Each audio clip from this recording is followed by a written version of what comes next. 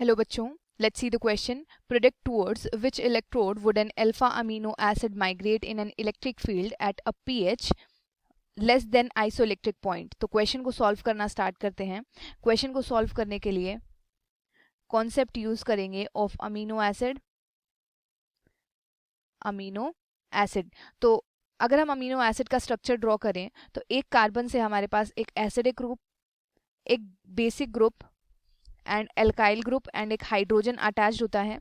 तो जब ये ग्रुप्स एक दूसरे से रिएक्ट करते हैं तो हमारे पास एक स्ट्रक्चर फॉर्म होता है एंड इस स्ट्रक्चर को हम क्या बोलते हैं, zwitter ion, CO negative and NH3 positive. तो ये जो स्ट्रक्चर है इसको हम क्या बोलते हैं, ज्विटर आयन. एंड इस स्ट्रक्चर में जो हमारा अमीनो एसिड है इसके पास नेगेटिव एंड पॉजिटिव चार्ज दोनों होते हैं.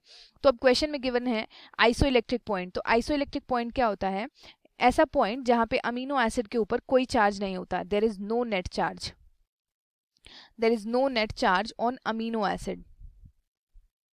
तो अब क्वेश्चन में गिवन है कि जो pH है कम है आइसोइलेक्ट्रिक पॉइंट से. अगर pH कम है दैट मीन्स हमारा जो सोल्यूशन है कैसा है, it is acidic in nature.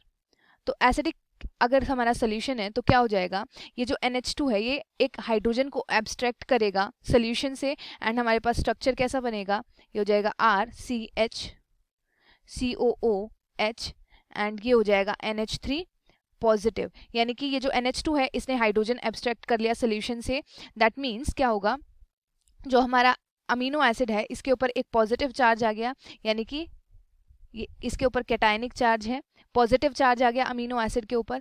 अब हम जब इलेक्ट्रिक फील्ड अप्लाई करेंगे तो दो इलेक्ट्रोड्स होंगी, एक तो पॉजिटिव होगी एंड एक नेगेटिव होगी. पॉजिटिव वाली को हम बोलते हैं एनोड एंड जो नेगेटिव होती है इसको हम बोलते हैं कैथोड. तो अगर हमारे अमीनो एसिड के ऊपर पॉजिटिव चार्ज है तो ये किसकी तरफ माइग्रेट होगी, ये नेगेटिव चार्ज यानी कि ऑपोजिट चार्ज की तरफ माइग्रेट होगी, कैथोड की तरफ माइग्रेट होगी. तो क्वेश्चन में हमसे यही पूछा गया था कि अगर pH कम है आइसोइलेक्ट्रिक पॉइंट से तो अमीनो एसिड किसकी तरफ माइग्रेट करेगा, तो ये कैथोड की तरफ माइग्रेट करेगा. I hope you understood. All the best.